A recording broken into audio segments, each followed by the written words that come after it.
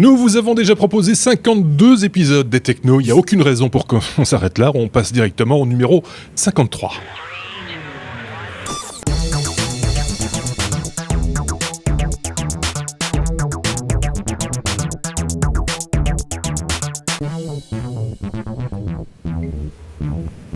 Et pour parler technologie, comme on a l'habitude de le faire chaque semaine, il y a avec nous Sébastien dans un coin, et puis de l'autre, on a David dans l'autre. C'est l'équipe du jour pour décrypter un petit peu l'actualité technologique à notre sauce, en tout cas à leur sauce, en l'occurrence l'actualité techno de cette semaine. Mais avant tout cela, comme d'habitude, on jette un coup d'œil sur le courrier des auditeurs. Vous étiez nombreux une fois de plus à nous envoyer des messages sympas, etc. Certains de ces messages ont reçu réponse directement en regard, soit sous la vidéo de la semaine passée ou d'un hors-série précédent, soit via les pages Facebook ou autres, bref, ou informaticien.be, donc tout est toujours possible. Ici, on prend les grandes lignes, on vous dit merci de toute façon, et on reprend ici quelques messages que vous nous avez envoyés, comme par exemple celui d'André, qui, c'est vrai qu'on chutait un petit peu sur la manière de prononcer UI,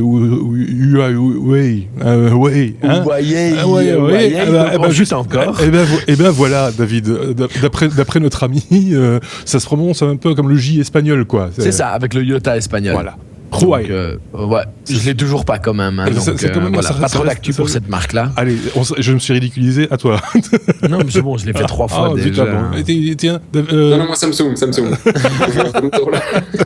Donc voilà, comment un nom de marque peut être vraiment un piège de temps en temps. Mais merci en tout cas pour l'info. On essaiera de ne pas l'oublier, ou alors on va perdre du monde une fois de plus. Autre question, celle de Karl. Concernant l'iPhone de marque, c'est vrai qu'il nous a parlé dans un hors-série de ces différentes montres connectées. Donc, il demandait si ça ne bouffait pas trop de la batterie sur l'iPhone 6. On n'a pas les réponses, évidemment. Et en l'occurrence ici, le 6S, demandait-il. On n'a pas la réponse, on demandera à Marc, il en parlera une prochaine fois, parce qu'on n'a pas fini de suivre les retours d'expérience de Marc et de sa montre connectée. Je vous renvoie au hors-série de la semaine dernière. Will nous posait également une question concernant un vieux hors-série, un des tout premiers d'ailleurs, je pense, Sébastien, c'est l'OBD Link. C'est la petite boîte qui se connecte sur le véhicule, sur le port OBD de la voiture. Toutes les voitures depuis 1994, je pense, sont équipés. Donc voilà, c'est un petit boîtier qui se connecte à la voiture. De l'autre côté, vous avez une application pour votre smartphone et vous pouvez comme ça vérifier ou commander différentes commandes sur la voiture, comme consommation d'huile, pression des pneus, je dis n'importe quoi, vitesse du moteur, etc., etc. Et sa question, c'est une question assez intelligente finalement, parce qu'on a eu un petit débat ici même juste avant d'enregistrer. La question qui se posait, c'était de savoir si on pouvait modifier le nombre de kilomètres parcourus. Je me trompe pas, c'est la question que notre camarade nous posait, Sébastien. Oui, c'est sa question, du coup, pour effectivement savoir s'il pouvait ou non avoir confiance sur le kilométrage d'une voiture. Ouais. C'est une bonne question, avec tout ce qu'on entend de nos jours, sur certaines voitures allemandes, par exemple, on peut se poser la question de savoir si les kilomètres qui sont affichés sont les bons. Par exemple, il n'y a pas que des Allemandes, mais est-ce qu'on peut changer le nombre de kilomètres de sa voiture ? Légalement, non. Officiellement, non. Officieusement, oui, il y a des manières. Il y a des... Mais alors, c'est pas avec celui qu'on a présenté dans leur série. Il y en a qui permettent de faire ce genre de bidouillage. Alors, est-ce que ça peut concerner tous les véhicules ? Alors, j'avoue que j'ai pas été chercher pour tous les véhicules, mais il y a toute une série de marques avec lesquelles c'est possible, effectivement, d'aller bidouiller le kilométrage. On le conseille pas, évidemment. Il y a le CarPass, quoi. Oui, c'est ça. En Belgique, je sais pas comment ça fonctionne en France. Je sais pas si notre camarade, la personne qui nous posait la question, s'il est français ou belge. Quoi qu'il, en Belgique, il existe un document qui s'appelle le CarPass. Comme on doit passer des contrôles techniques réguliers avec des voitures de plus de 3 ans, si je ne m'abuse, ou de 4 ans, de 3 ans, le kilométrage est chaque fois indiqué. Et évidemment, si on a reculé d'une année à l'autre, c'est mort. C'est un peu ça l'idée. Je pense que le garagiste rentre aussi dans la boucle, non, au niveau des entretiens, etc. Il remplit aussi régulièrement ce CarPass. Donc, pour qu'il y ait une cohérence, une traçabilité, on va dire ça comme ça, du nombre de kilomètres parcourus par le véhicule, si vous n'avez pas ce CarPass, vous ne pouvez pas revendre votre voiture d'occasion. Donc, c'est à ce niveau-là que ça coince à un moment donné. Et si on vous prend à faire de la fraude là-dessus, je pense que vous êtes pendu haut et court, ou un truc. Ouais, mais ça n'empêche que même en Belgique, je pense qu'il y a moyen, hein, honnêtement, parce que le contrôle technique, on y va une fois par an, ça t'empêche de faire un petit retour en arrière juste avant le contrôle technique.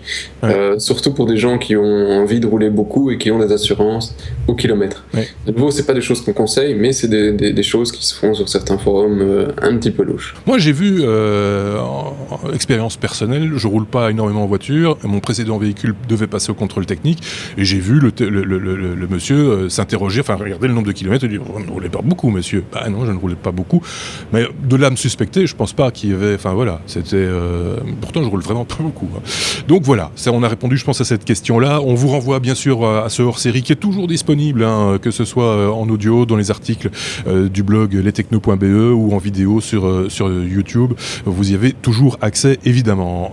D'autre part, dernière question peut-être, par rapport à des écrans, c'est Karine qui pose cette question, les fameux écrans ultra-wide, vous savez, ces écrans ultra-larges qui sont pas du tout dans les proportions habituelles, 16/9 ou 4/3 ou quoi que ce soit, qui sont vraiment extra larges. Elle pose une question, elle se demandait si c'était une bonne alternative à 2 écrans, ça c'est une partie de la question, le côté mon rapport à l'écran, hein, si vous voulez.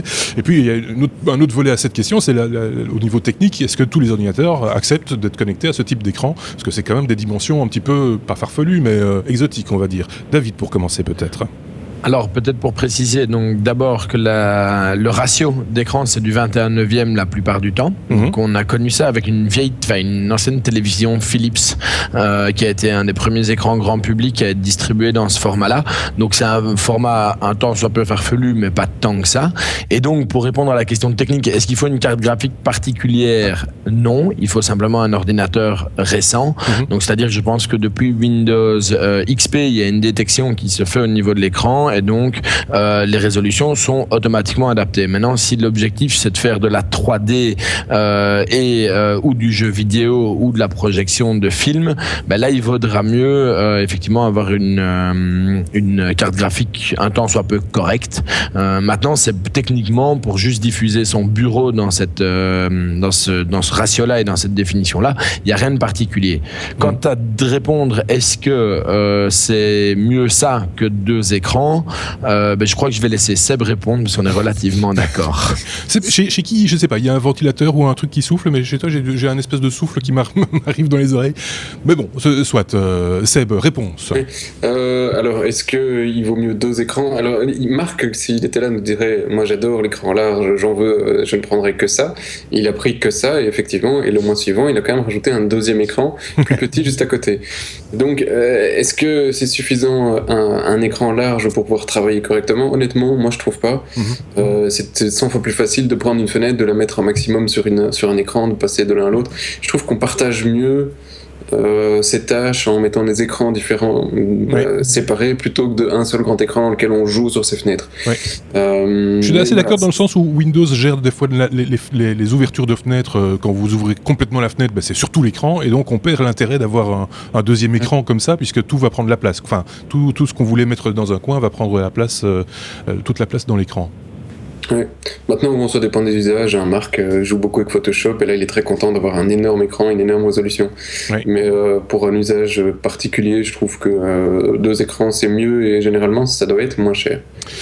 Bon, voilà, je pense qu'on a répondu à cette question une fois de plus. C'était le dernier message, enfin il y en a eu d'autres, comme on le disait. Merci à tous de nous remercier pour ce podcast. On peut attaquer l'abécédaire avec le bruit de la mer. Moi j'ai le bruit de la mer dans l'oreille, je sais pas pourquoi, du côté de chez Sébastien. Je sais que c'est du côté de chez Sébastien, mais c'est pas grave. C'est assez particulier, mais c'est pas grave. On va passer à la lettre A.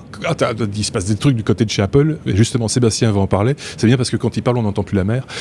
Sébastien, à iOS 9, sur déjà 66% des appareils, des devices, tout device confondu, c'est une bonne nouvelle ou une mauvaise nouvelle, ou est-ce que c'est logique, pas logique Alors, Sébastien, en direct de la mer du Nord.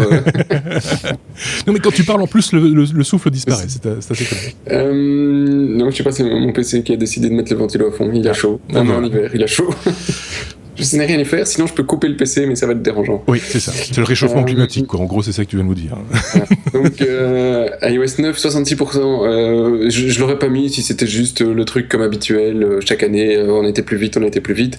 Ici, ça m'amuse parce que pour une fois, effectivement, ils ont été plus vite que le précédent déploiement d'iOS, qui était iOS 8, sur lequel on a quand même pas mal déblatéré, décrié, tout ce qu'on veut. L'OS était pas génial, il fallait 5 gigas, tout le bazar, pour pouvoir le déployer. Ici, on a 1 giga et des poussières, donc c'est logique qu'il y a plein de devices, même des plus anciens, qui ont suivi. Donc, ils sont à 66%, le mesuré au 2 novembre, après 2 mois, ce qui est pas mal, mais ça ne compte que les devices qui se sont connectés à l'App Store, donc les vieux devices qui ont été jailbreakés et compagnie, enfin, il y a toute une série de devices qui, eux, ne sont pas comptés par Apple. Donc, des chiffres, ils sont toujours à prendre avec les pincettes quand à chaque fois ils sont toujours meilleurs que la fois précédente. Oui.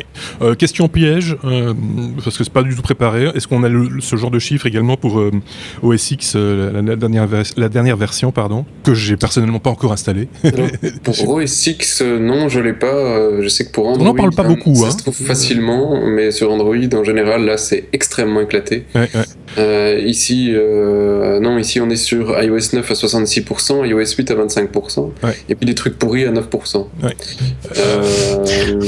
Ça répond pas à ma question, effectivement. Mais David, peut-être non, j'ai rien vu. Maintenant, pour OS X, moi je l'ai installé sur une de mes 2 machines, la plus ancienne, et je suis plutôt content. D'accord. Donc, j'ose pas la faire avec ma principale parce qu'elle me sert pour travailler, et donc j'ai toujours peur qu'il y ait une ou 2 applications qui marchent pas. Mais je pense que d'ici 15 jours, ce sera fait sans aucun problème, quoi. Ça a l'air d'être très stable.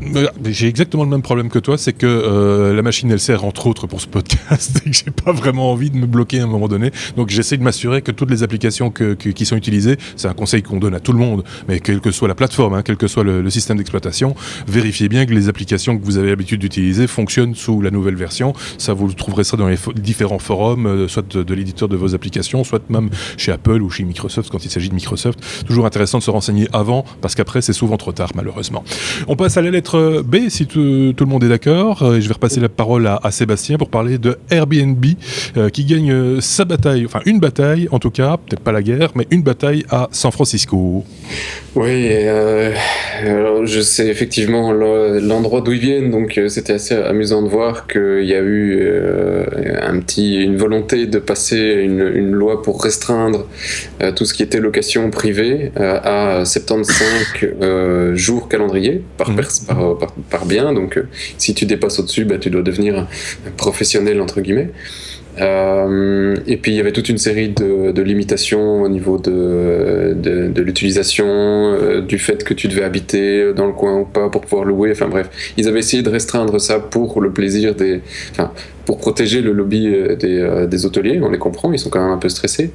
Et finalement, après une campagne qui a été un petit peu décriée, parce que Airbnb s'est pris, faut aller voir les publicités, mais Airbnb s'est excusé, ils ont été un petit peu provocants. Ils ont quand même gagné, mais à une courte majorité, 55-45, donc ils sont safe, ils peuvent continuer, cool et pépère à San Francisco. Mais voilà, c'est pas la fête pour le moment à San Francisco, je connais pas tous les détails, mais apparemment il y aurait une petite crise immobilière et donc tout le monde n'est pas très content. Effectivement, les échos que j'en ai eus, c'était pas triste, enfin en tout cas ça devient très difficile de vivre dans cette ville qui est devenue un petit peu le fief des start-upers qui viennent, qui rentrent, qui ressortent, qui amassent beaucoup d'argent et qui donc font exploser un petit peu les prix, et les entreprises aussi font exploser les prix. Soit. On parle de Bitcoin, Sébastien, Pardon ? Oui, tu sais que j'aime ça. Oui, je sais, c'est pour ça. Bitcoin, donc, intégré dans l'Unicode, il va falloir que tu donnes quelques explications complémentaires. Alors, pour l'Unicode ou le Bitcoin ? Le Bitcoin, je réexpliquerai... Non, ça je pense que tout le monde a bien compris maintenant. Enfin... Le Bitcoin, oui. Monnaie électronique, machin, tout le bazar. Voilà. L'Unicode, c'est juste un standard qui définit notre... comment dire ça sans raconter trop de conneries, nos fontes. Donc tu as tous les caractères qui sont définis avec tous les codes pour dire ça c'est telle lettre, ça c'est telle lettre. Et avant on s'emmerdait un peu avec tous les codes, le 1252, le machin, chaque pays avait presque son code, et donc c'était un peu la merde dans notre système. Maintenant il y en a un international, et c'est l'Unicode où tu as les caractères chinois, les caractères cyrilliques, les caractères français, etc. Tout est dedans. et y compris quelques symboles pour le dollar, l'euro, la livre sterling et maintenant le U20BF qui est le Bitcoin. Donc, qui a son propre code. Donc, il a son propre code, son propre petit logo, et donc maintenant il va falloir qu'il soit rajouté dans tous les fonts en Unicode. Ouais. Mais c'est un succès pour cette monnaie qui est alignée à côté du. Je pense qu'il y a le yen aussi dedans, le yen, le dollar, l'euro, etc. Ouais. Donc ça fait partie des quelques monnaies qui ont droit à leur symbole. À leur symbole qui n'était pas nécessairement repris par les autres Unicode, quoi. En gros, on peut dire ça. Avant, il n'y avait pas. Hein, il n'y a pas du tout, d'accord. Il n'y avait pas. Ok, voilà. Donc maintenant, tu pourras taper avec ton clavier le logo de oui, c'est ça. Ouais, dire, voilà, j'avais 200. Pour l'instant, le Bitcoin est à combien, on sait Je pense que c'est 350 euros, ou je dis une grosse bêtise. Dire que quand on en a parlé la première fois au Techno, je pense que c'était une histoire de 2-3 dollars. Oui, c'est ça. On se disputait sur ce qu'il y avait après la virgule, en fait. Ici on a plusieurs centaines de dollars, donc voilà. Mais il y en a beaucoup moins en circulation. David. 379,1 € quand on enregistre. Voilà, au moment de l'enregistrement, ça a encore augmenté par rapport à la dernière fois où j'ai regardé, c'était il y a 2-3 jours, je pense. Donc ça prend encore de la valeur. Il vient de redescendre à 378 le temps qu'on discute. Oui, c'est parce que... rappelle, c'est peut-être important quand même, parce qu'il y a des gens qui n'ont pas tout compris sur le Bitcoin. Et donc c'est une monnaie numérique, mais elle n'est pas très très stable. Non, mais ça c'est parce monnaie. que Sébastien vient de vendre les siennes, c'est pour ça. C'est ça.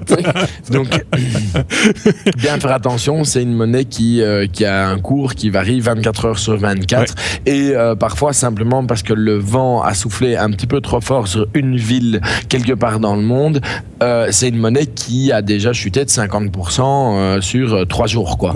Pour remonter après, hein, mais c'est pire que la bourse. Hein. Oui, c'est très particulier, mais même les économistes très sérieux, etc., ont intégré la notion de Bitcoin. Hein. Ça fait partie maintenant des grandes règles de ce jeu mondial. La crypto-monnaie, voilà, exactement. Ouais. Seb,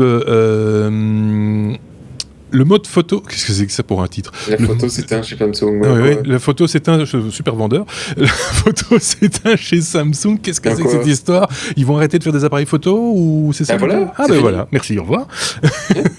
C'est une rumeur, mais la rumeur se veut très insistante. C'est très particulier parce qu'ils n'arrêtent pas de sortir des nouveaux modèles qui sont chaque fois super bien cotés, enfin de mieux en mieux cotés, sur une cible relativement étroite qui est on va dire le milieu de gamme, c'est David, hein, c'est bas milieu de gamme, c'est pas non plus. Ils font pas du très très haut de gamme. Ouais, ils vont pas sur les terres de Nikon ou de. C'est l'autre, David. Oui, je sais. Mais donc voilà, c'est un bruit qui court. Et qu'est-ce qui sous-tend ce bruit ? Les Asiatiques. D'accord. Les Asiatiques. Ils sous-tendent. L'Asiatique sous-tend beaucoup. C'est des bruits qui viennent de Corée du Sud. Et bon, mais ça tombe bien, vu que Samsung est quand même... Coréen du Sud, oui. Du coin, hein. Oui. Et donc les bruits sont très insistants sur le fait qu'ils arrêtent complètement la photo pour récupérer tout ce qui est ingénieur de cette division vers tout ce qui est de département médical et smartphone. D'accord. Alors, c'est un peu étonnant, oui. Surtout qu'effectivement ils ont de bons senseurs, de bons trucs.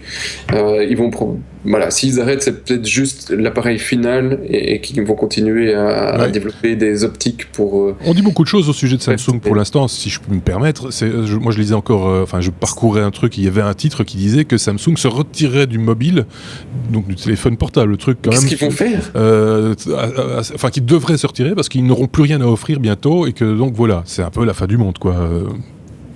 Non ? Oui, c'est possible. Écoute, c'est une rumeur. Je trouve que c'était quand même un gros acteur et donc. Ils vont peut-être se retirer de tout court. Ça va, on a gagné assez d'argent, on arrête maintenant. C'est bon, on passe à autre chose. Ils vont rester juste dans les yachts parce que rappelez-vous, ils font aussi des yachts. Ils font aussi des yachts, effectivement. Ils vont peut-être se recentrer sur ce business-là, en fait. Pourquoi pas, hein. Un bon business. On fera un opérateur de moins. Ça va simplifier les choses. Seb, décidément, Seb parle beaucoup. Seb, on va parler de Netatmo. Alors cette start-up française, on en a déjà parlé parce tu as toi-même testé. Leurs appareils, on pense par exemple à la caméra, c'était le truc le plus récent qui me vient à l'esprit, c'est Wellcome, la caméra connectée. Mais avant ça, il y a un autre produit bien plus connu qui est c'est pas un thermostat. Oui, mais ça s'appelait la Netatmo. Ça s'appelait la Netatmo, voilà, c'est pour ça que je trouvais pas le nom. C'était trop évident. Voilà. Qui était ce thermostat, enfin non, pas un thermostat, ce baromètre, on va dire. Voilà. Une station météo, parce que ça détecte plein d'autres trucs, monsieur. Voilà. Ça détectait aussi la qualité de l'air, ça détecte... Enfin bref, on va pas refaire la pub des trucs. Non. Mais le matériel était sympathique, du job body design, une application bien léchée, etc. Ils avaient tout bien fini. Et c'est une boîte, alors j'ai relu, c'est quand même, j'étais étonné, qui est fondée en 2011, donc ils sont encore vraiment très jeunes. Et ils viennent d'aller chercher 30 millions auprès de chez Legrand qu'on connaît pour tout ce qui est déjà prise, machin, etc. Équipement électrique de manière générale. Ouais, donc Legrand est déjà c'est assez connu, ils ont été chercher 30 millions pour pouvoir continuer à développer et plus vite, machin, plus rapidement leur thermostat, leur station météo, leur machin. Je trouve que pour une société de 5 ans, max, même pas. Oui, c'est pas mal. C'est pas mal, hein. Ouais, c'est pas loin d'être un record, à mon avis. Probablement pour la France, ça doit être un des records sur les levées de fonds en 2015, donc bravo les gars, quoi. Très bien, effectivement, et j'espère qu'ils nous proposeront encore des produits de bonne qualité, en tout cas imaginatifs, tels qu'ils ont l'habitude de le faire. La qualité, après, c'est sur le long terme qu'on peut en juger, hein, mais a priori, c'est plutôt toi, t'es plutôt satisfait de ta station météo, te donne toujours... de la station météo, je la recommande chaudement, j'en ai mis même une au bureau maintenant, donc on en a 2. Ouais. C'est franchement toujours aussi génial. Le thermostat, j'ai pas eu la chance de le tester, mais j'avais vu les applications tourner, elles étaient très sympas.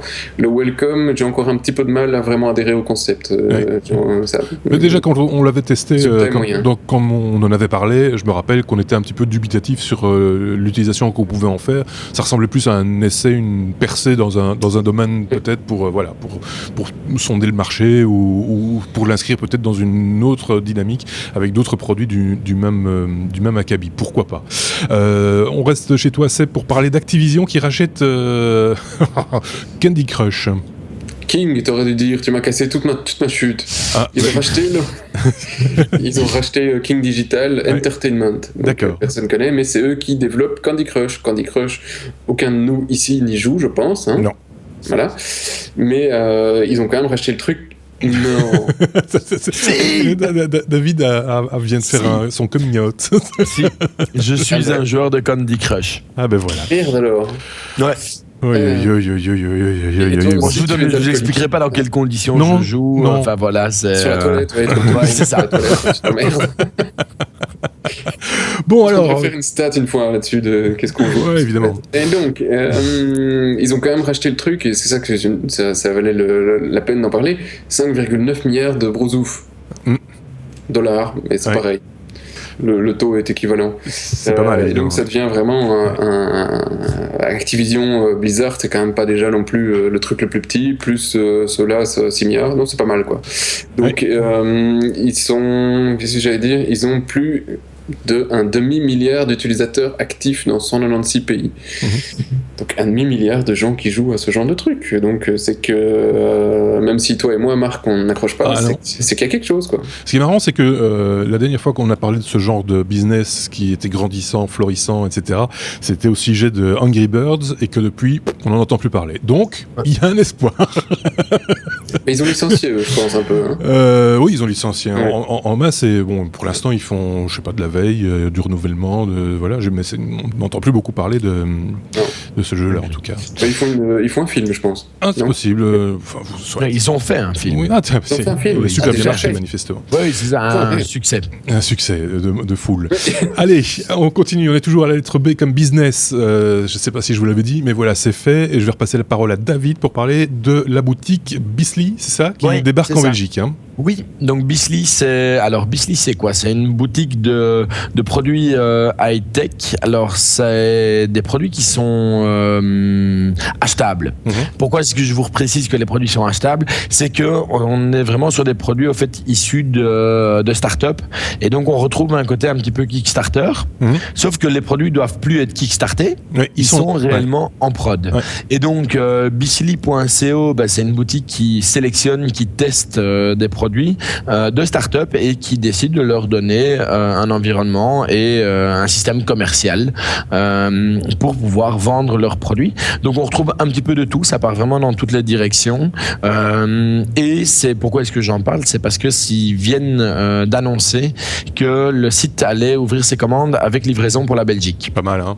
Donc, pour ceux qui font du kickstarting régulier, ils savent que déjà ils prennent un risque que le produit ne soit jamais produit, qu'une fois qu'il est produit, qu'ils aient des problèmes avec les douanes pour les faire passer, qu'ils se retrouvent à payer des taxes supplémentaires pour de l'import en Belgique. Ici, il y a moins de produits puisqu'il y a, 80 produits, je pense, qui ont été sélectionnés pour le moment. Donc, c'est pas énorme. Non. C'est des produits qui sont innovants ou alors haut de gamme dans leur domaine. C'est ça. Donc c'est plutôt sympa. Moi j'ai trouvé entre guillemets mon cadeau de Noël que de mois à mois c'est une bonne idée. sur le site, parce que on est certain qu'on va pouvoir être livré, que quand ils annoncent un délai de livraison, c'est pas un délai de livraison à la chinoise, comme sur DX par exemple. Je vous en reparlerai de DX parce que le mien est toujours pas arrivé et on est un mois et demi plus tard, mais c'est hors sujet. Mais voilà, ici pour les gens qui veulent faire des achats de produits un petit peu technologiques, un petit peu sympa, bien dessinés, allez jeter un coup d'œil. Donc c'est bisly bisly.co moi c'est un site qui m'a plu, c'est ultra minimaliste. Il y a peu de produits, les produits sont sélectionnés et c'est sûr que quand on en propose peu, le client il fouille et il va voir un petit peu tout, même des choses complètement improbables. Oui, et puis ça peut donner des idées de cadeaux à la veille des fêtes. Ça peut être des petits jouets, des petits gadgets. Moi, il y a un truc qui me fait bien marrer, c'est le petit moteur qu'on peut rajouter sur les avions qu'on fait en papier. Parce que c'est ça, je trouve ça coûte pas très cher. En plus, j'ai pas le prix là en tête, mais c'est rigolo comme tout et ça peut amuser les gamins comme moi pendant pas mal de temps. Mais il y a d'autres trucs effectivement très Kickstarter. Il y en a même qui sont passés d'abord par Kickstarter. Il y en a qui sont passés. Réellement, c'est pour ça que je faisais le parallèle, c'est qu'il y a des trucs qui ont été Kickstartés et qui maintenant doivent vivre aussi en dehors de Kickstarter. Donc des plateformes comme ça ont tout à fait leur place. Donc on a mis le lien, sans aucune difficulté, vous le retrouverez assez facilement. On passe à la lettre G. G comme Google. Il se passe des choses chez Google de temps en temps. Par exemple avec l'application Inbox qui va répondre à nos mails à notre place. C'est un petit peu ça l'idée, Seb. Et oui, voilà, c'est fait. Maintenant, tu n'as même plus besoin de travailler. Tu laisses juste ton application, elle lit tes mails, et elle répond à ta place. C'est pas génial, non ? C'est super pratique. Ça, il me le faut. Donc, il faut ça. Alors, je sais pas encore vraiment trop comment ça marche, vu que déjà de 1, je suis pas un utilisateur d'Inbox, et puis de 2, je pense pas que la fonctionnalité soit déjà publiée. Mais voilà, le principe, c'est effectivement quand tu as un mail, il va te proposer plusieurs possibilités de réponse, 3 si j'ai bien pigé, et de là tu choisis effectivement, tu balances directement une de ces réponses ou tu écris toi-même la tienne. Mais dans beaucoup de cas, je pense que le truc, je l'ai pas vu fonctionner, mais souvent, en tout cas, les réponses qu'on peut donner aux questions qu'ils nous posent sont souvent des réponses relativement standardisées. Oui, non, demain, Je pense qu'ils essaient d'aller un petit peu plus loin que ça, mais il y a un truc de machine learning derrière, donc c'est pas juste c'est pas juste oui non et des réponses préprogrammées. Ils essayent de répondre à quelque chose, mais je suis assez dubitatif et curieux de voir ce que ça donne réellement en résultat. Donc, mais si on passe plus de temps à lire les 3 réponses avant de les envoyer, autant les écrire soi-même, soyons clairs. Oui, maintenant, si tu te rappelles à l'époque Alexa qui était sur les BBS, c'est un truc qui date des années 90 et ça pouvait aller tromper un mec pendant 5 minutes à discuter avec un bot. Tout à fait. Oui, c'est clairement. Ouais. Donc il y a peut-être moyen, effectivement. Ça doit être bien calculé. ça doit bien être visé. Je vais te laisser chasser cette mouche que tu as dans ton bureau. C'est une petite mouchette. On la voit bien pourtant. On l'entend pas, mais on la voit. Pourtant, je vais te rendre la parole pour parler d'Adoptable Storage. C'est quoi ? C'est du quoi ? C'est du cloud ? C'est du non. C'est de l'Android. C'est de l'Android, d'accord. C'est de l'Android, c'est du Marshmallow. D'accord. Et c'est une fonctionnalité qui va bien, dont on n'a pas encore parlé, et qui est dispo maintenant sur le premier téléphone avec ça, c'est le HTC One A9. D'accord. Et en fait, c'est un des premiers téléphones Marshmallow sur lequel on peut encore mettre une carte micro SD, parce que voilà, pas de bol pour les autres. Et donc, le principe, c'est que quand tu mets ta petite carte, tu peux la formater et il va, avec cette fonctionnalité, te permettre de intégrer cette carte comme faisant partie de ton disque complet. Donc il étend ton stockage interne avec cette carte. Tu peux dire, oui, ok, j'ai pas très bien compris à quoi ça sert. Mais aujourd'hui, quand tu as un téléphone de 32 Go, que tu as installé toutes les applications que tu voulais sur le Play Store, des jeux qui prennent 2-3 Go, bah, ton téléphone, il dit juste, va te faire foutre. Ouais. Quand tu mets une carte dedans, ok, tu sais déplacer des applications, mais je sais pas si vous l'avez déjà fait, c'est juste un cauchemar. Et c'est assez, voilà, pour nous, on y arrive encore, mais je trouve que même si c'est pas encore ultra ergonomique, madame tout le monde, c'est un peu perdu. Là, c'est vraiment simple, tu mets ta carte, tu la formates, et puis, c'est comme si c'était ton téléphone avec un peu plus de mémoire. Donc voilà, je ne sais pas pourquoi ça y était pas avant. Ouais, et si tu dois déplacer la carte parce que tu as acheté un nouveau téléphone, c'est perdu. Ah bah oui, la carte est cryptée, donc là c'est mort. Ouais. Donc c'est mort, enfin ceci dit, sous Android on n'a pas besoin de ça pour faire revivre ces applications puisque tout est stocké par ailleurs, donc voilà, ça règle un problème, on va dire, technique propre au smartphone. Hein. C'est pas mal parce que dans mon souvenir, HTC déjà, les précédents modèles, il y a quelques années, avaient déjà cette possibilité dans leur surcouche, tu choisissais où tu voulais installer tes applications et tu pouvais faire par défaut les installer sur la carte. Ça a été fait sur certaines versions, ça a été fait par certains constructeurs. Ça a toujours été un peu un plâtre sur une jambe de bois, quoi. Ouais. C'était moins transparent chez Samsung ou ça l'est pas. De toute façon, là, il n'y a plus de problème, il n'y a plus de carte micro SD. Ils ont réglé le problème à la base en disant tu te démerdes. Ouais. Mais il y a plein d'autres devices, je pense à la Shield sur lequel il y a un emplacement pour ce type de... pour une carte, mais elle n'est pas en marshmallow, hein, donc il faudra attendre. Mais si tu as acheté un truc 16 Go, tu pourrais espérer aller plus loin sans devoir te casser la tête à déplacer, faire des copies tout SD, etc. Donc je sais qu'il y a un constructeur français qui a proposé ça il y a très longtemps, en faisant une innovation en disant faut installer ça et c'est seulement sur les nôtres, et c'était assez instable. Voilà, maintenant c'est de base. Ok, on reste chez toi, c'est pour clôturer cette lettre G comme Google qui n'aura finalement pas de magasin physique tel que ça avait été annoncé. Voilà. Merci. Il faut revenir un peu à la jeunesse du truc. L'idée, c'était quoi ? C'était d'ouvrir un peu comme des Apple Store, des Google Store pour vendre leur soupe, quoi. Non, mais maintenant, tu l'as bien fait, là. Hein. Et c'est donc ils vont pas le faire. Donc ils vont pas le faire. Ils avaient racheté un truc qui était dans un quartier ultra huppé à côté de Dior, Tiffany, Louis Vuitton et machin et tout bazar. Donc ils étaient vraiment dans un super quartier. Ils ont quand même claqué 6 millions de dollars, ou je sais plus, un truc comme ça. Ouais, c'est ça, 6 millions de dollars pour le rénover. Chouette. Et, donc ils ont quand même déjà claqué un peu d'argent. Enfin, 6 millions de dollars, c'est pas énorme pour eux non plus. Mais quand même, ça reste 6 millions de dollars. Et ils avaient un truc de 5442 pieds carrés. Ça fait quoi un pied carré en mètre carré, les gars ? Ah, ça écoute. Voilà, grand quoi. Il faut appeler Marc. Et donc, apparemment, maintenant que le truc est rénové, ils disent que c'est peut-être pas une si bonne idée d'installer leur truc. Alors, c'était à New York, et voire tout court d'installer des magasins. Donc, on n'en aura peut-être jamais des Google Store. C'est assez particulier quand même comme méthode. De temps en temps, je me dis que ces entreprises ont tellement d'argent qu'elles peuvent se permettre comme ça de... Tiens, on va peut-être le faire, achetons toujours l'endroit, rénovons-le, on verra plus tard. Je veux dire, c'est un petit peu... ils vivent un petit peu en dehors du monde, non, David ?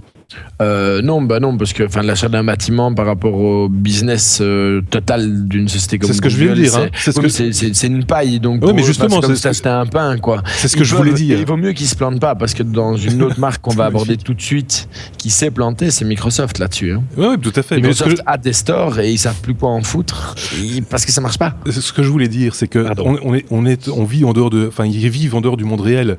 Ils ont tellement d'argent qu'ils ne doivent plus se soucier des 6 millions de dollars que ça peut coûter. C'est un petit peu particulier quand même, quoi. C'est de la démesure complète, non ?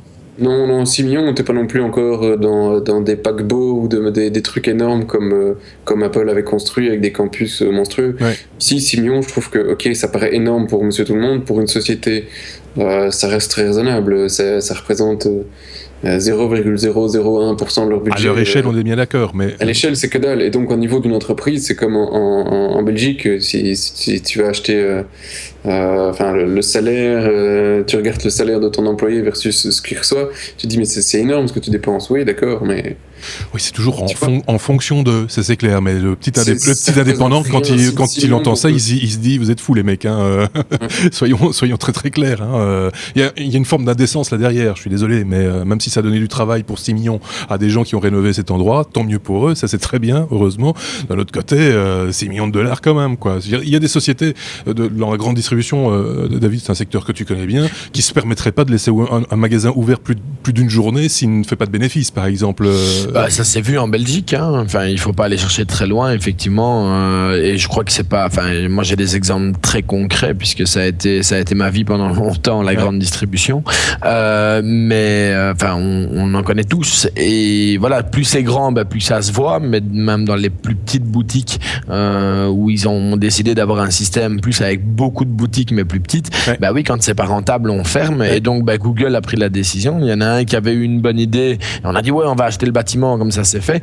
Il faut quand même regarder aussi dans quel quartier sont situés ces bâtiments, puisque c'est toujours aussi l'objectif de se caler à côté de grandes marques. Donc, on va pas se mettre à côté de l'épicier du coin. On va aller se mettre à côté de Rolex, de Gucci, de Tiffany's aux États-Unis et des choses comme ça. Donc, il y avait une aura aussi. Et c'est ce que Microsoft vient de faire il y a 10 jours en ouvrant sa boutique à New York.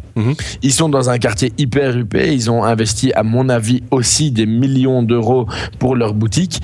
Leur boutique est très jolie, mais ils sont à leur 117e boutique, je crois, au niveau mondial. Et toutes les analyses disent que c'est du marketing, quoi. On occupe la place, et donc les gens, même s'ils rentrent pas dans la boutique, même s'ils achètent pas là, ils voient le logo et ils associent. Tiens, j'achète mes fringues de luxe là. Juste à côté, il y avait ce magasin-là, donc cette marque fait du luxe. On parlait boutique, on parlera encore boutique. Faites-moi confiance. Mais comme tu me tendais la perche et que tu parlais de Microsoft, je vais te retendre le micro, David, pour parler justement de Microsoft dans un tout autre domaine.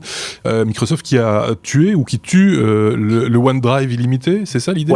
Ouais, en fait, ils arrêtent parce que il faut savoir qu'on en avait parlé quand ils avaient lancé l'offre illimitée pour l'espace de stockage. C'était principalement lié au lancement de Office 365 et donc effectivement, ça en faisait une offre vraiment pas chère pour de l'illimité. Et donc ils ont dû s'arrêter et donc il y a eu de la communication là-dessus. En tout cas, ils vont s'arrêter. C'est pas du jour au lendemain ils ont décidé de tout revoir. Si ils ont décidé, mais ils vont acter bien plus tard. Mais on apprend par exemple que certains utilisateurs avaient jusqu'à 74 Tera de stockage sur leur illimité. Donc effectivement, dans la notion d'illimité, 74 Tera, ils pourraient en avoir 75 ou 76, ce serait toujours de l'illimité. Mais voilà, c'est insoutenable pour Microsoft. On est en dehors de ce qu'on appelle la gestion en bon père de famille, puisque 74 Tera de données personnelles, puisque c'est aussi là-dessus qu'on se basait, c'est pratiquement impossible à générer, quoi.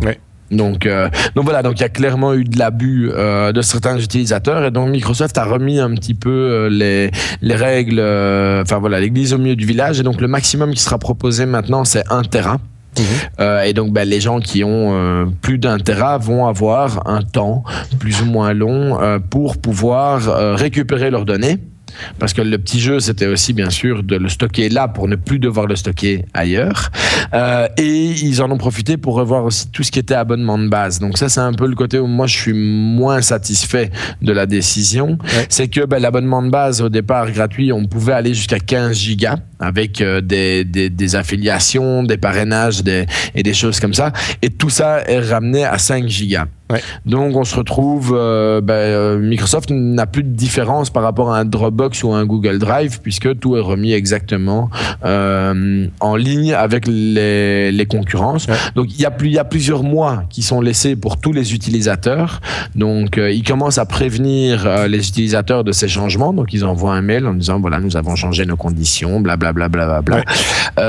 Mais donc ça veut dire que pour les gens qui avaient besoin de 15 gigas ou qui s'étaient habitués à avoir 15 gigas, ce que je ne trouve pas démesuré aujourd'hui. C'est ce qu'on a chez Google, je pense, avec Google Drive. Si on met tout ensemble, c'est ça. Et donc ici, il va falloir c'est ramener à 5 gigas, parce que Microsoft estime qu'avec 5 gigas, il y a suffisamment d'espace cloud pour une utilisation personnelle. Oui, c'est ça. Donc voilà, donc on se rend bien compte que tout le monde imaginait que c'était gratuit. Donc les espaces de stockage, ça coûte cher pour ses fournisseurs. Et donc Microsoft est le premier à à l'annoncer aussi platement. Maintenant, je pense que s'il devait y avoir des abus dans d'autres sociétés, elle réagirait pareil. Ouais. Sauf que t'es le premier à avoir tenté de l'illimiter, il s'est cassé les dents. C'est un peu ça l'idée, effectivement. Et puis, tu le disais, ça coûte cher le stockage, ça leur coûte cher aussi en matériel, etc. Et puis, ça consomme et ça pollue. Énormément. C'est très polluant. Tout le stockage informatique est très, très polluant. Il y a des chiffres qui sont sortis, il faudrait remettre la main dessus, je ne vais pas dire de bêtises, mais où quelqu'un s'est amusé à calculer ce que pesait Internet en tant que pollueur, entre guillemets, son empreinte écologique de tout l'Internet. Donc, ça fait quand même pas mal de serveurs. C'est assez impressionnant. Donc, c'est quand même bon de le rappeler aussi. On reste chez toi, David, pour passer à la lettre P. P comme Popcorn Time, qui a fermé aux grandes dames de beaucoup. Oui, donc ça y est, donc les majors ont gagné contre Popcorn Time, c'est fini, ça n'existe plus. Oh, mais le petit cousin est déjà là, ouais, on est reparti. Ça s'appelle Stremio, c'est une copie exacte de Popcorn Time, on a changé un petit peu les couleurs, on a changé un tout petit peu les dispositions, mais vraiment pratiquement rien. Voilà, c'est pas tout à fait aussi léché que ce que Popcorn Time pouvait proposer sur la fin.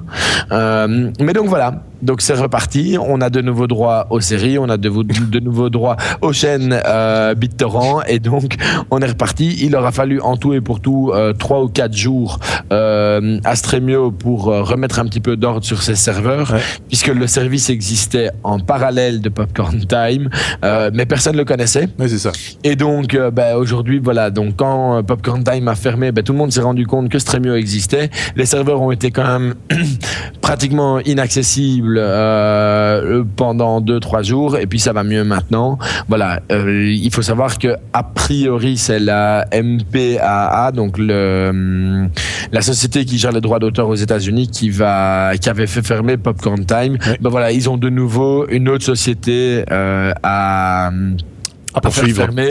Voilà, mais le seul truc, c'est qu'une fois que Stremio sera fermé, il y aura autre chose. Il y en aura un autre. Voilà, c'est ça. Et donc voilà. Rappelons quand même que d'étape par étape, quoi. Rappelons quand même que c'est illégal. Ça reste complètement illégal. Donc voilà. Ça c'est sûr. Parce que je connais des gens qui ont installé l'application, mais qui sont pas des pirates. Ils n'ont jamais volé un truc dans un étalage ou quoi que ce soit. Hein. Et ils ont pensant que c'était tout à fait normal, légal, etc. Faut dire que le packaging entre guillemets de Popcorn Time était quand même tellement bien fait qu'on aurait pu penser à une offre légale, mais pas du tout. Voilà. Une page qui se tourne et un nouveau chapitre qui commence. On passe à la lettre S. S comme social, et S comme Sébastien également, qui nous parle de Twitter, qui manquerait de diversité culturelle. Qu'est-ce que c'est que cette histoire ? Alors c'est le genre de truc qui en général me fait pas forcément tiquer, mais ici je sais pas pourquoi, j'ai lu l'article et certains chiffres m'ont quand même fait réagir.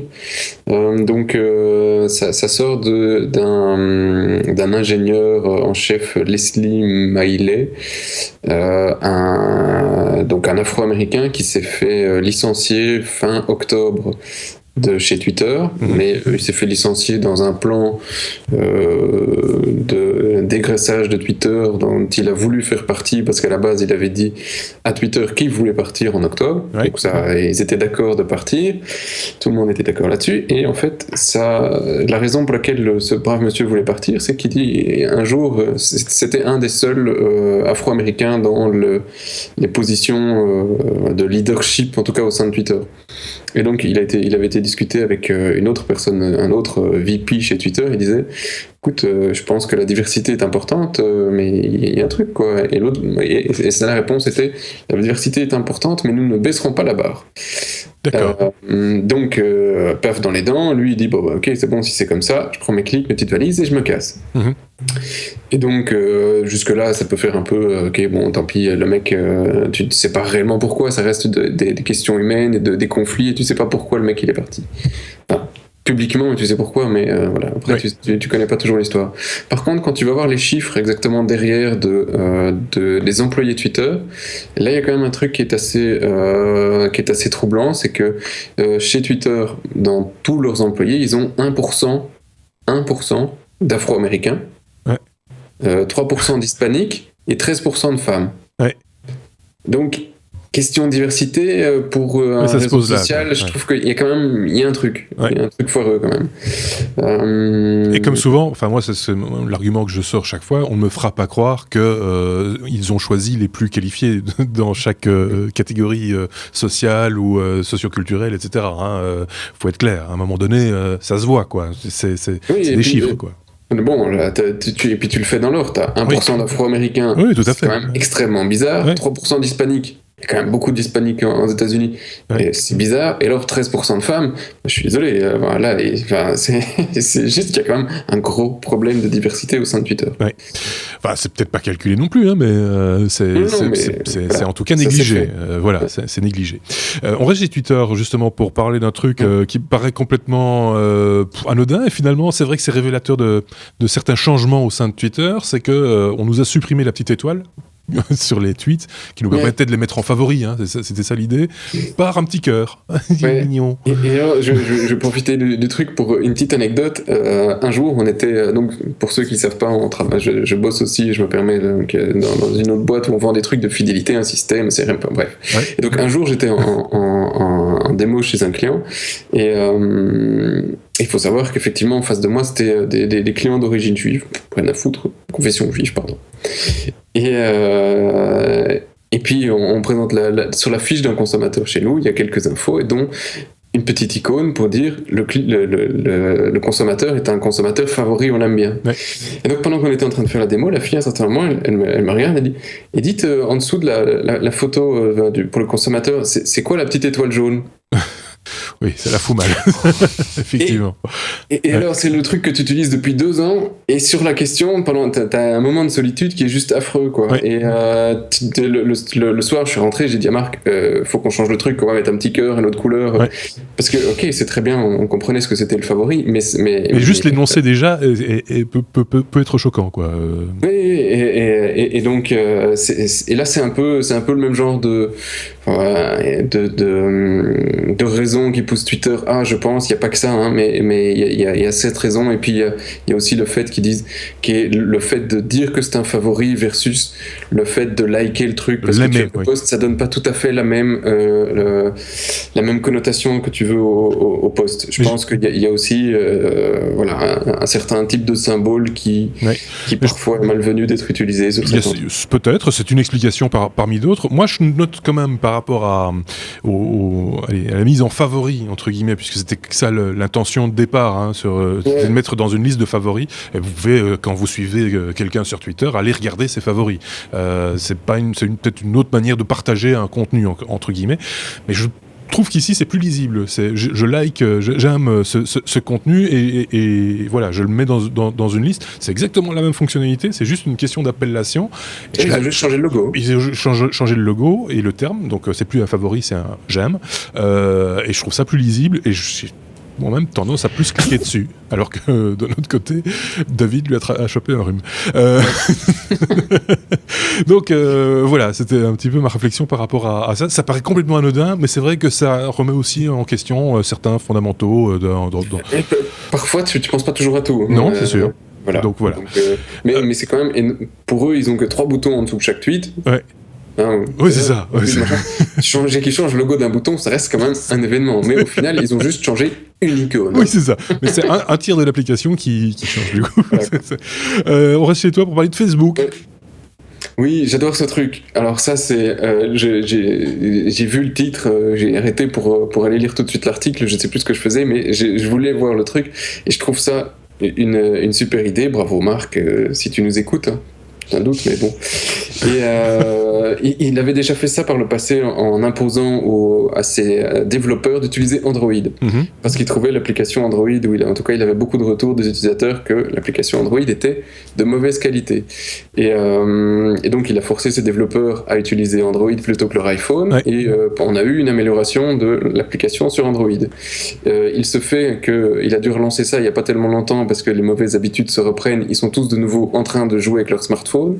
Et Mark Zuckerberg leur a dit « Oui, mais écoutez les gars, vous allez retourner sur Android parce qu'on a quand même pas mal de plaintes et personne chez nous n'utilise Android. » Donc, ils sont repassés sur Android. Et en plus de ça, ils ont... mais alors ça, c'est un programme ici où les gens doivent accepter de le faire. Il l'impose pas aux développeurs.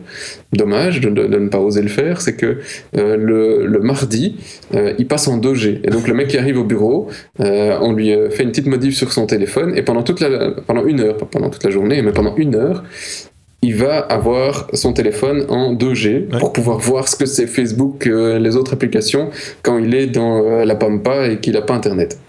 Est-ce qu'il n'y a pas une société de nos connaissances, Sébastien, qui a à peu près le même projet de passer tous les smartphones en 2G au bureau pour limiter la consommation sur les batteries ou un truc du genre il me semble qu'un autre marque m'en a parlé il n'y a pas tellement longtemps. Non, ça se faisait au niveau... à l'époque, maintenant 2G, 3G, sur les dernières générations, tu vois plus vraiment une différence gigantesque. 4G, par contre, ça continue à bouffer un peu. Ouais. Mais effectivement, nous, on a un problème de réception au niveau 3G à l'intérieur du bâtiment. Et quand tu passes en 2G, tu récupères à quasi toutes tes petites barrettes. Ouais. Mais c'est pas au niveau batterie, c'est au niveau réception. C'est vraiment là, oui, c'est ça. Ouais. Ok. C'est toujours très particulier la manière dont les entreprises du web sont gérées à la Zuckerberg ou enfin voilà. C'est toujours. Mais je trouve ça vraiment bien, de bloquer ces développeurs en 2G. Ouais. C'est vrai que tu as parfois du mal à te mettre dans la peau de ton utilisateur. Tant qu'on ne te met pas la tête dans la merde, en tant que développeur, parfois tu dis bah non, ça marche chez moi. Oui, tu es en 4G avec un S6 de toute génération. Je pense que dans certaines agences web, de développement de sites web, etc., on bridait aussi certains utilisateurs pour leur montrer ce que c'était, surtout un graphiste. 56K. Voilà, et tiens, regarde ton site à quoi il ressemble quand on le fait passer dans une paille au lieu de le faire passer dans une grosse buse. Et puis voilà, ça remet un petit peu effectivement les choses dans leur contexte. Là, en général, tu aurais Marc autour de la table, lui, il serait tout de suite en train de dire « Ouais, mais putain, j'en m'en fous, ils n'ont qu'à utiliser un vrai navigateur. » Oui, enfin, ça, voilà, on les a tous vus, les graphistes. Oui, c'est ça. Bon, allez. On passe à David pour parler de chiffres records, toujours chez Facebook, parce que là, on a largement dépassé le milliard, me semble-t-il. Oui, donc le milliard, il a été dépassé il y a pas mal de temps. En août, Facebook avait fait une annonce en disant qu'ils avaient eu 1 milliard de personnes connectées en même temps. Oui. Enfin, sur la même journée, pas en même temps, mais sur la même journée. Et donc, on continue avec des chiffres qui sont tombés cette semaine. Et donc, il faut savoir qu'en utilisateur actif, donc ça veut dire un utilisateur qui s'est connecté au minimum une fois sur le dernier mois, le chiffre atteint quand même 1,55 milliard. Oui. Ça va quoi, c'est 1,5 milliard quand même, ça commence à devenir un peu balèze de chez balèze. Ouais. Plus intéressant, 1,38 milliard utiliseraient la version mobile. Donc c'est quand même pas mal, je trouve que c'est une proportion quand même importante, 1,38 sur 1,55 milliard, ça devient aussi balèze, et donc on comprend aussi pourquoi est-ce que Marc en tant que patron définit qu'il faut remettre des stratégies pour que les applications mobiles progressent, parce que c'est vrai que pour être utilisateur de l'application Facebook sous Android, on a des mieux, mais c'est pas toujours génial non plus, et dans les chiffres intéressants, c'est 727 millions d'utilisateurs n'utiliseraient que la version mobile. C'est ça. Donc un utilisateur sur 2 de Facebook au niveau mondial n'utiliserait que la version mobile. Oui. Donc c'est pas mal. Enfin, moi je trouve ça pas mal. Ils en ont profité pour communiquer d'autres chiffres puisqu'ils n'ont pas que Facebook dans leur portefeuille. Ils ont aussi WhatsApp. WhatsApp, c'est 900 millions d'utilisateurs. Donc WhatsApp approche quand même tout doucement le milliard d'utilisateurs aussi. 700 millions pour Facebook Messenger. Bon là ils ont un peu triché, ils nous ont un peu forcé à le faire. Donc mais voilà, quand même 700 millions de personnes l'ont, et 400 millions pour Instagram. Ce qui est quand même pas mal. C'est pas mal, moi je trouve, effectivement, pour une application qui sert à rien. Ça dépend à qui. Enfin, chacun voit un petit peu midi à sa porte, mais c'est vrai qu'il y a des gens qui préfèrent communiquer par voie d'image ou de photo que par texte. Bon, voilà, donc ça a le mérite d'exister. Juste puisque tu parlais des chiffres, ça laisse songer quand même juste le chiffre du milliard de connectés. Quand, je sais pas si vous vous rappelez, mais le film Social Network qui parle de du lancement de Facebook se termine sur le chiffre de 1 million de membres, et quand le film sort en télévision, ils ont 500 millions de membres. Et là, on parle de milliards, comme quoi cette machine ça va très vite. Ça va très et vite. Ça continue. Ça on en avait parlé un petit peu en disant aussi qu'il y avait des contre-performances de Facebook au niveau de la jeunesse, que la jeunesse se désintéressait parce que les parents étaient sur Facebook. On voit qu'ils sont quand même parvenus à gérer toute la famille, entre guillemets, parce que les jeunes reviennent sur Facebook. Facebook est de nouveau à la mode. Quelques derniers chiffres quand même, parce qu'il y a quand même des chiffres qui font très très peur. Le chiffre d'affaires du dernier trimestre, c'est 4,5 milliards de dollars. Donc ça devient balèze quand même. Et le bénéfice net, c'est 900 millions de dollars. Donc quand on regarde les dernières acquisitions que Facebook a pu faire, et c'était souvent aussi en centaines de millions, voire plus, ok, mais le bénéfice net dégagé par trimestre, c'est 900 millions. C'est 41% de plus en chiffre d'affaires qu'il y a un an, à trimestre équivalent. C'est ça. Donc c'est pas mal quand même. Ça veut dire aussi que business, les choix qui ont été faits au niveau économique, quand on voit les publicités qui ont apparu à un moment donné, qui étaient très invasifs, qu'ils le sont un petit peu moins maintenant, cette possibilité de booster des publications sur les pages de marques, etc. On voit que ça prend aussi. Donc ce sont des décisions relativement bonnes, manifestement. En tout cas pour l'instant. Ils mettent bien sa barque. Et alors le dernier chiffre qu'ils ont communiqué, enfin que moi je trouvais intéressant, c'est le pourcentage du chiffre d'affaires qu'ils remettent dans la recherche.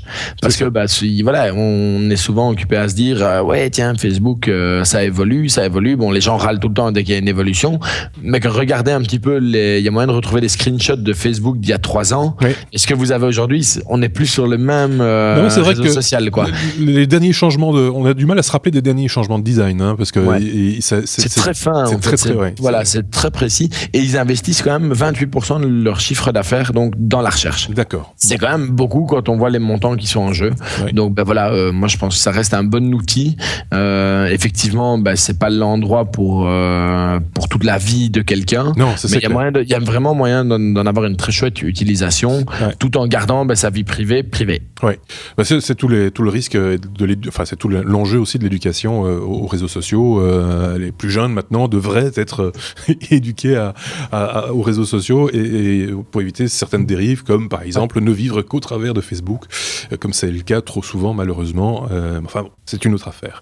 On va passer à la lettre, à moins que Sébastien ait un truc à rajouter. Oui, je voulais rajouter 2 trucs. D'abord, le premier sur le design, si réellement vous trouvez que le design de Facebook est acceptable. On n'a jamais dit ça. Ça va. Il faut vraiment bien écouter, parce que jamais j'ai entendu ce mot-là, moi. On a juste dit qu'il avait évolué, c'est tout. Franchement, il y a encore beaucoup de boulot, parce que la version PC, je trouve ça toujours... Je sais pas, j'ai qu'un 4/3 sur mon écran à gauche, et mon écran, il est à moitié vide, quoi. Donc, oui, mais les designers, ils ont du boulot, quoi. En attendant, vas-y, quoi. Mais moi, je voulais quand même relever, il a dit 700 millions de personnes qui ont installé Messenger, et quand on regarde un peu sur ce qu'est Messenger aujourd'hui pour dialoguer avec les serveurs Facebook versus ce qu'était Messenger avant c'était un truc, c'était du Jabber, et puis avant il y avait des requêtes en REST et compagnie.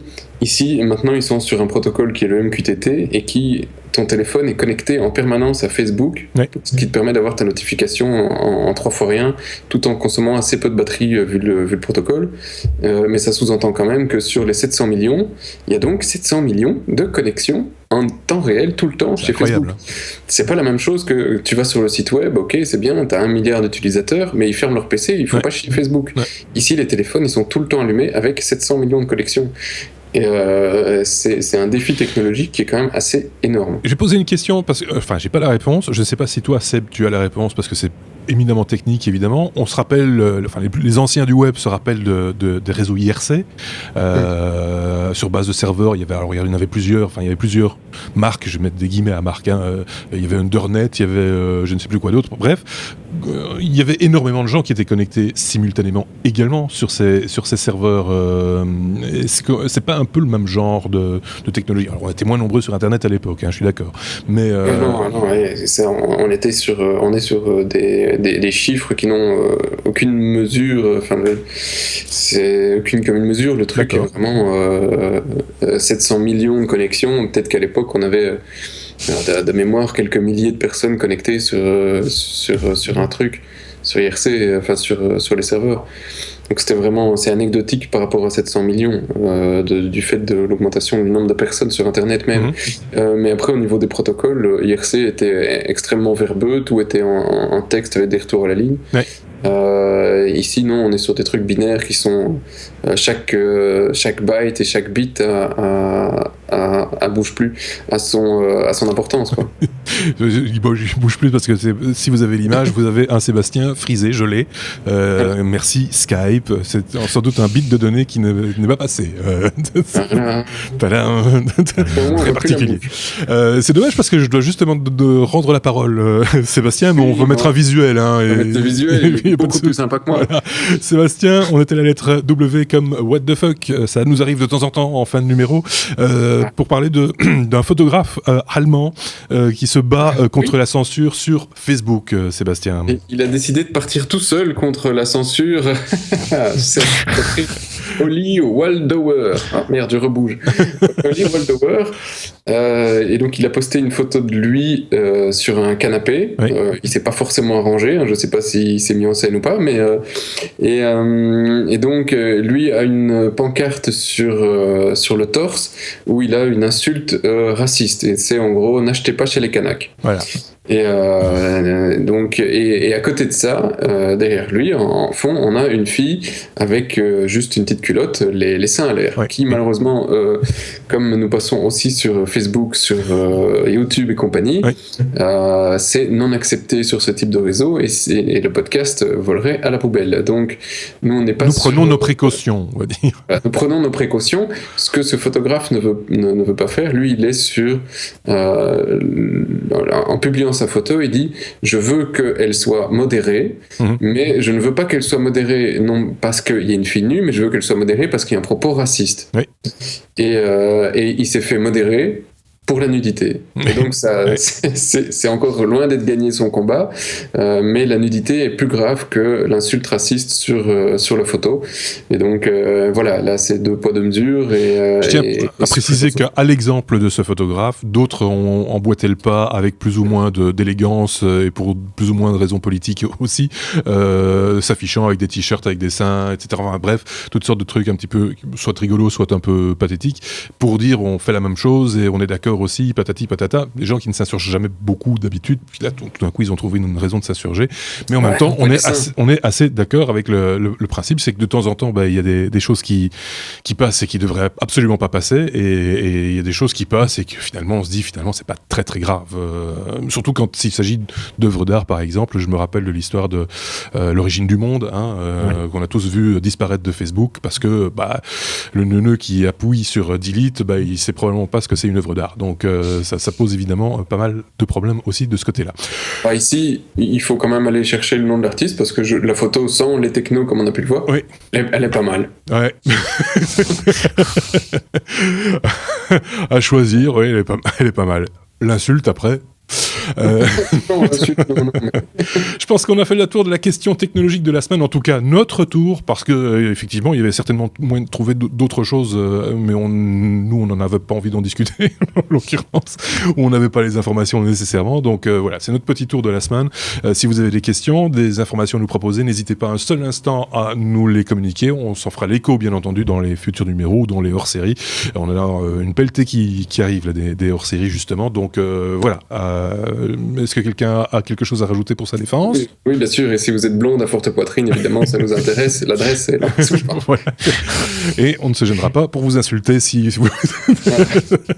David, un truc à rajouter ? Non, là-dessus, non. Je voulais juste rajouter un truc parce que j'en ai parlé, je pensais qu'on en parlerait un petit peu plus tard dans ce numéro. On parlait de boutiques, de magasins réels, en parlant de Google qui n'ouvrira pas, en parlant de Microsoft qui a tenté le jeu, d'Apple qui a ses boutiques, etc. J'ai beaucoup rigolé en voyant cette annonce. Une véritable révolution technologique quelque part, c'est Amazon qui ouvre sa boutique réelle avec des vrais livres, avec du papier à l'intérieur, et des gens qui s'extasiaient très volontiers devant cette information. Ils trouvaient ça, c'est une bonne idée aider Amazon. Ça, c'est vraiment chouette, vous savez. On vous parle du nombre de vraies librairies avec des gens très compétents qui ont dû fermer à cause d'Amazon ou pas? Je pense qu'on va pas en parler. Merci à tous de nous avoir suivis. À très bientôt. Au revoir.